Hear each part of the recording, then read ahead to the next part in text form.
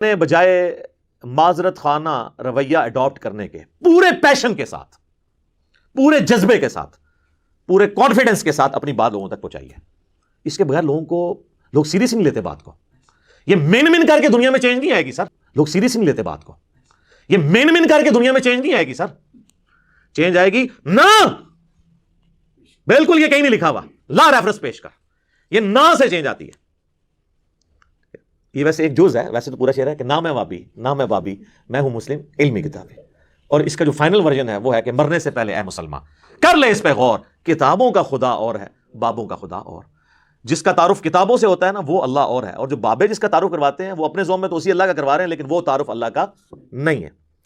تو چونکہ میں پورے کانفیڈنس سے بات کرتا ہوں تو بعض اوقات لوگ یہ بھی سمجھتے ہیں یہ تکبر میں کر رہا ہے. نہیں، تکبر نہیں، یہ میرے ایمان کا تقاضا ہے. میں ذرا سا بھی کانفیڈنس لوز کر جاؤں تو اس کا مطلب ہے میرا قرآن و سنت پہ ایمان ہی نہیں ہے. یعنی جس طرح آپ کا یہ ایمان ہے نا کہ 2 + 2 4 ہوتے ہیں، زمین و آسمان کے سارے بزرگ فرشتے، یہ بالفرض میں کہہ رہا ہوں، جنات، قبر سے نکل کر مردے بھی آپ کو یہ منوانے کی کوشش کریں کہ 2 + 2 5 ہوتے ہیں، آپ مان لیں گے؟ اس سے اگلی بات، کوئی چاند کے 2 ٹکڑے کر دے، سورج کے 4 ٹکڑے کر دے، آسمان کو زمین پہ لے جائے، زمین کو آسمان پہ لے جائے، یہ بالفرض، اور کہے کہ یہ دلیل ہے کہ 2 + 2 5 ہوتے ہیں، آپ مانیں گے؟ تو آپ کی شعبدہ بازیاں جو صرف خوابوں میں، کتابوں میں آپ کے بابوں نے لکھی، جو حقیقت میں ایگزسٹ نہیں کرتی، ان شعبدہ بازیوں کے اگینسٹ آپ تو 2 + 2 کو 5 ماننے کے لیے تیار نہیں، تو میں قرآن و سنت کو غلط ماننے کے لیے کیسے تیار ہو جاؤں؟ میں کہتا ہوں جن بابوں کے اوپر آپ کا ناز ہے نا، قبر سے نکل کے ڈائریکٹ میرے ساتھ بات بھی کریں نا، اور کہیں کہ دین وہ نہیں جو قرآن و سنت میں لکھا ہوا ہے، اور وہ ہے جو ہم نے نسل در نسل شفٹ کیا ہے، تو 2 منٹ میں بزرگ غائب کر دوں گا آپ کا. میں پڑھوں گا لا حول ولا قوت الا باللہ، شیطان ہوگا چیخ مار کے ادھر سے چلا جائے گا، کوئی قبر سے باہر نکل نہیں سکتا. یہ اللہ کا فتویٰ ہے سورہ یاسین میں اور سورۃ الواقعہ میں کہ جو مر گیا نا وہ واپس نہیں آ سکتا. حضرت عیسیٰ علیہ السلام بھی جو مردہ زندہ کرتے ہیں وہ دنیا میں واپس نہیں آتا تھا، وہ وقتی طور پر صرف ان کے نبی ہونے کی گواہی دیتا تھا. اور یہ صرف یہ حضرت عیسیٰ کا ہی معجزہ ہے، چلتا پھرتا نہیں تھا، بس مردہ وہ ہوتا پھر واپس دوبارہ جائے. مردہ نہیں واپس آ سکتا دنیا میں، ناٹ ایٹ آل. کہانیوں میں آپ جتنے مرضی واپس لاتے ہیں، وہ ہندوؤں کے پاس بھی بڑی کہانیاں اس طرح کی موجود ہیں. تو چونکہ میں پورے پیشن کے ساتھ بات کرتا ہوں نا، تو اس کے اگینسٹ انہوں نے پتا کیا گالی ڈیوائس کی ہے، گستاخ ہے، بے ادب ہے، بات کرنے کی تمیز نہیں ہے. واللہ اگر میں قرآن و سنت سے آپ کو حوالے دینا شروع کروں نا اور میں آپ کو بتاؤں نا، تو آپ بڑی بڑی ہستیوں پہ گستاخی کا فتویٰ لگاتے ہیں. چلے میں آپ کو حصول برکت کے لیے ایک بات بتا دیتا ہوں. صحیح بخاری میں کم از کم 4 جگہ پہ سیدنا ابو بکر کا خطبہ آیا ہے نبی علیہ السلام کی میت کے اوپر. حدیث کے الفاظ ہیں کہ سیدنا ابو بکر آئے، حجرہ عائشہ میں داخل ہوئے، سلام اللہ علیہ، نبی علیہ السلام کی مبارک چادر آپ کے مبارک چہرے سے ہٹا کر ماتھے پہ بوسہ دیا اور کہا اللہ کے نبی آپ پر اللہ 2 موتیں جمع نہیں کرے گا. ایک موت آپ کو آنی تھی وہ آ گئی، اب آخرت کی ہمیشہ کی زندگی ہے یا نہیں. باہر آ کر خطبہ دینے لگے تو دیکھا سیدنا عمر نے تلوار اٹھائی اور وہ کہنے کہ جو کہے گا نبی علیہ السلام مر گئے میں اسے قتل کر دوں گا. تو اسی کا جواب اصل میں سیدنا ابو بکر نے دیا، کیونکہ حضرت ابو عمر سمجھتے تھے کہ رومن اور پرشین امپائر کے گرنے کی پروفیسیز نبی علیہ السلام نے کی ہیں، تو ابھی تو وہ گری نہیں ہے، آپ جا ہی نہیں سکتے. تو جس طرح موسیٰ علیہ السلام 40 دن کے لیے کوہ طور پہ چلے گئے تھے، نبی علیہ السلام بھی وقتی طور پہ گئے ہیں، ڈورمنٹ کنڈیشن میں واپس آ جائیں گے. پھر تو اس کی نفی کی کہ 2 موتیں نہیں ہوں گی. اب آپ کو چونکہ موت آ چکی ہے، اب واپس نہیں آپ دنیا میں آئیں گے، اب آخرت کی زندگی ہے. اور حمد و صلات کے بعد سیدنا ابو بکر نے پہلا جو جملہ بولا پورے کانفیڈنس، پورے پیشن کے ساتھ، وہ پاکستان کے قانون 295C کی جو یہ ایکسپلینیشن مانتے ہیں مولوی، اس میں تو وہ گستاخانہ بنتا تھا. میرے نزدیک نہیں، ان کے نزدیک. اور ہم نے سوشل ایکسپیریمنٹ کیا ہے لوگوں سے پوچھ کے کہ اگر کوئی شخص اس طرح کہے تو لوگوں نے بہت بڑا گستاخ ہے جس نے یہ کہا ہے. تو بعد میں بتایا سیدنا ابو بکر ہے. کیا کہا؟ الا آگاہ ہو جاؤ، من کان یعبد محمدا فان محمدا قد مات، جو کوئی بھی تم میں سے محمد کی عبادت کرتا ہے یا کرے گا، وہ جان لے کہ محمد مر چکے ہیں. وصال نہیں فرما چکے، مر چکے، مات. اور پھر آپ رضی اللہ تعالیٰ عنہ نے ساتھ ہی فرمایا وَمَنْ كَانَ يَعْبُدُ اللَّهَ فَإِنَّ اللَّهَ حَيٌّ لَا يَمُوتُ، اور جو کوئی اللہ کی عبادت کرتا ہے اور کرے گا وہ جان لے کہ اللہ کو کبھی موت نہیں آئے گی، وہ ہمیشہ زندہ رہے گا. اب میرا سوال ہے کہ صحابہ میں کون نبی علیہ السلام کی عبادت کرتا تھا؟ تو یہ فرضی جملہ کیوں بولا؟ یہ ہوتے تو یہ کہتے ہو لے ممبر تو تھلے فرضی جملے بولنا ہے، شرک ختم ہو چکے اور تو سانو فرضی گلاں کرنا ہے، سانو نہیں پتا کہ عبادت کرنی ہے، فرضی جملہ ہے نا. ہاں قرآن کی آیت پیش کرنے کا تو رائٹ تھا، وہ آیت بھی پڑھی انہوں نے انک میت و انہم میتون، سورہ الزمر آیت نمبر 30. اے نبی تمہیں بھی مرنا ہے، تمہارے مخالفین کو بھی مرنا ہے. پھر سورہ ال عمران کی آیت نمبر 144 بھی تلاوت کی. وما محمد الا رسول قد خلت من قبلہ الرسل افان مات او قتل. محمد تو نہیں مگر ایک رسول، اگر یہ مر جائیں یا قتل ہو جائیں اور پاکستان میں یہ وصال فرما جائیں یا شہید ہو جائیں، تو کیا تم دین سے الٹے قدم پھر جاؤ گے؟ یہ آیت انہوں نے اپنی بات کے ثبوت میں دی. یہ آیت ہی کافی تھی، اپنا فرضی جملہ کیوں بولا؟ یہ کہتا ہے نا جی حدیث میں الفاظ ہوتے ہیں نہیں، آیت میں نہیں ہے، کیوں بولتا ہے؟ لیکن اس کے مخالف نہیں ہوتے ہیں، اس کو سپورٹیو ہوتے ہیں. وہ بولتا ہوں تو جناب آپ کے دماغ میں ڈرل ہوتی ہے نا سر، اس کے بغیر تو سمجھ نہیں آتی. میں جب بھی حدیث اسامہ ابن زید والی بیان کرتا ہوں بخاری اور مسلم سے، کہ جب ایک میدان جنگ میں ایک کافر ان کے تلوار کے نیچے آیا تو اس نے اس کو کلمہ پڑھ دیا، پھر بھی انہوں نے اسے قتل کر دیا، اور بعد میں دل میں قلق آیا کہ مجھ سے غلطی ہوئی ہے. نبی علیہ السلام کو خود ہی جا کے بتا دیا کہ یا رسول اللہ اس نے کلمہ پڑھا تھا. آپ نے فرمایا اسامہ کیا تو نے اس کو کلمے کے بعد بھی قتل کر دیا؟ کہ یا رسول اللہ اس لیے کہ وہ ڈر کے کلمہ پڑھ رہا تھا. آپ نے فرمایا کیا تو نے اس کا دل چیر لیا تھا؟ اسامہ تو کیا کرے گا جب وہ قیامت والے دن کلمہ پڑھتا ہوا اللہ کے حضور تیرے خلاف مقدمہ قائم کر دے گا؟ اسامہ تو کیا کرے گا؟ اسامہ تو کیا کرے گا؟ آپ یہ جملہ ریپیٹ کرتے رہے، حتیٰ کہ حضرت اسامہ کہتے ہیں میرے دل میں خواہش ہوئی آج سے پہلے میں کافر ہوتا، آج کلمہ پڑھ کے مسلمان ہوتا اور میرا یہ گناہ تو کم از کم دھل جاتا. تو یہ حدیث کے اندر میں ایک جملہ بولتا ہوں جو اس میں لکھا نہیں ہے، لیکن وہی ہے جس طرح حضرت ابوبکر نے جو کچھ بولا وہ قرآن حدیث میں لکھا کوئی نہیں ہوا تھا. من کان یعبد محمدا فإن محمدا قد مات. میں کیا جملہ بولتا ہوں کہ حضرت اسامہ نے یہ نہیں کہا کہ جی یا رسول اللہ میں نے دل چیر لیا تھا کیونکہ میرے گھوڑے کے قدموں سے جو خاک اڑے گی اور وہ میرے گھوڑے کے نتنوں میں بیٹھے گی، اس کو بھی کوئی امت کا بڑے سے بڑا بزرگ غوث کتب ولی نہیں پہنچ سکتا، اور وہ تو سارے دل کا حال جان لیتے ہیں، ان کو تو کشف القبور بھی ہو جاتا ہے، تو میں تو ان کا امام ہوں. جی یا رسول اللہ میں نے دل چیر کے دیکھ لیا تھا، میرے سے تو کوئی چیز چھپی نہیں رہی، مجھے تو علم غیب بھی ہے. یہ جو میں انالیسس کرتا ہوں نا، یہ اصل میں ان کے دماغ میں کرتا ہے ڈرل، جنہوں نے ہدایت لینی ہے. اور جو گمراہی پہ تلے ہیں نا، ان کو یہ تلوار کی طرح ان کے دل پہ جا کے لگتا ہے. وہ تو کہتے ہیں جناب یہ تو شکل بھی نہیں ہم نے دیکھنی، ہے ہی گستاخ ہے. سر آپ نے حضرت ابوبکر کے ساتھ بھی یہی کچھ کرنا تھا اگر آپ کو یہ بتایا نہ جائے کہ ان کا خطبہ ہے.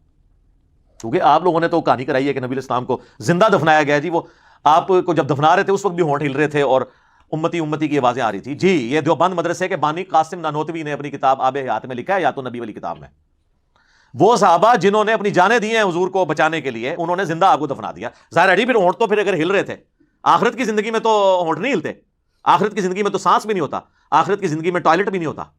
یہ تو ساری دنیاوی زندگی کی چیزیں. اور عباس رضوی صاحب جو بریلوی عالم ہیں، انہوں نے حیات النبی پہ کتاب لکھی، جو امام بیہقی کی کتاب ہے نا حیات الانبیاء فی قبورہم، اس کی شرح لکھی انہوں نے. تو اس میں انہوں نے آب حیات کے اس جملے کو کوٹ کر کے کہا کہ تم لوگ جو ہے نا وہ اس کو قاسم نوتوی کو کچھ نہیں کہتے ہیں، ہمارا کم از کم یہ والا عقیدہ نہیں جو دیوبندیوں کا ہے، ہم کہتے ہیں کہ حضور فوت ہو گئے. تو انہوں نے حیات النبی پہ ان کو بھی ٹانٹ کیا ہے کہ ان کا جو حیات النبی ہے اب سے بھی زیادہ غلوب پہ مبنی ہے. یہ خالی میں نے نہیں گرفت کی ہے.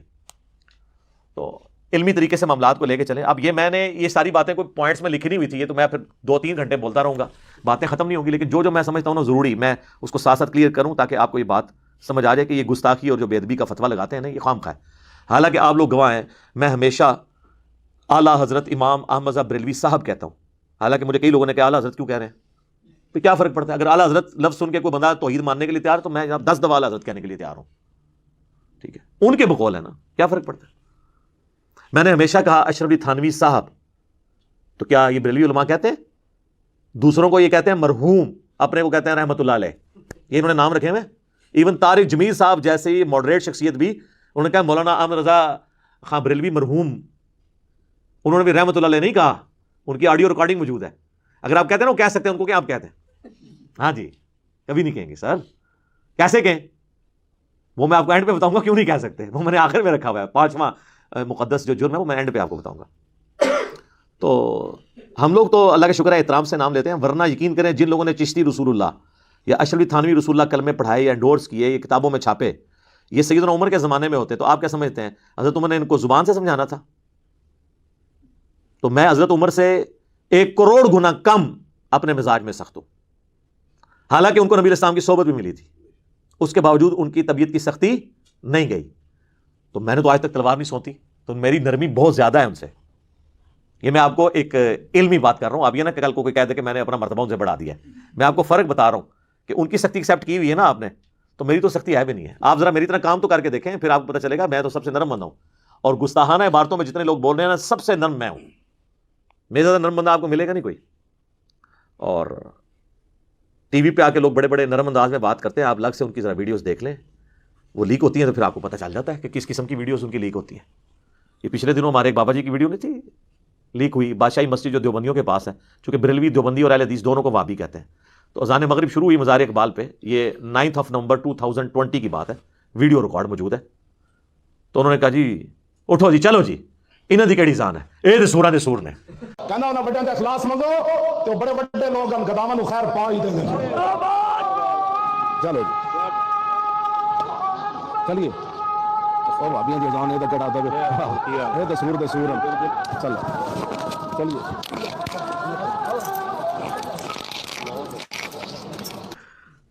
سر یہ اتنا بڑا انہوں نے اس جملے کی شرح پہ کتابیں لکھی جا سکتی ہیں جو انہوں نے کہا ہے. ایک انہوں نے سمندر کوزے میں بند کر دیا. یہ بے شک کہتے رہے ایک تسبیح میں پروئے میں ہم ہمارے مطالبات آپ کے سامنے ہیں. ہم آپ کو بارہا یہ کہہ چکے ہیں کہ اہل حدیث دیوبندی اور بریلوی اتحاد ایک تسبیح کی طرح ہو چکا ہے, ایک قوت اور طاقت بن چکا ہے. تو آڈی تسبیح ورڈ کیوں نہ پرے سٹی ہے, ٹھیک ہے, تو انہوں پھر بھی توفیق نہیں ہو رہی. اس کی شرح یہ ہے کہ جس طرح جو ہے نا سور یہ روئے ارض پہ مردود ترین جانور ہے نا, پلید ترین, مطلب ہے تو اللہ کی مخلوق ہے وہ اپنی جگہ, اس کو ویسے مارنا بھی نہیں ہے کہ بھئی اللہ نے اس کو اگر پلید بنایا تو اس کو ہم نے قتل کر دینا, نہیں, بس اس کا گوشت حرام ہے. تو جس طرح روئے ارض پہ تمام مخلوقات میں سب سے پلید خنزیر اور سور ہے نا, اس طرح روئے ارض پہ تمام لوگوں میں سب سے پلید جو ہے نا ان کے نزدیک وہ وابی ہیں. اور وابی انہوں نے اس وقت دیوبندیوں کا, اہل حدیث کو تو وہ پہلے ہی وابی مانتے ہیں, دونوں کو وہ کمبائنڈ وابی کہتے ہیں. تو اب آپ کو اس بات کی سمجھ آئے گی کہ ان کی اذان کا کیا احترام. یہ تو سوروں دے سور نے, سورہ دے سور, یعنی جس طرح اس روئے ارض پہ سب سے بدترین سور ہے نا, اس طرح سوروں کے اندر اگر سب سے بدترین سور کوئی ہو سکتا ہے نا تو وہ وابی ہیں ان کے نزدیک.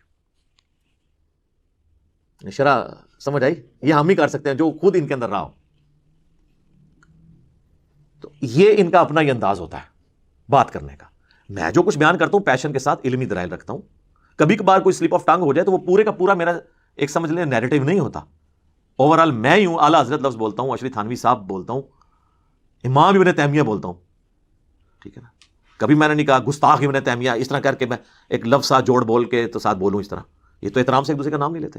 رہ گا پیشن, تو یہ تو نبی اسلام کا سٹائل ہے.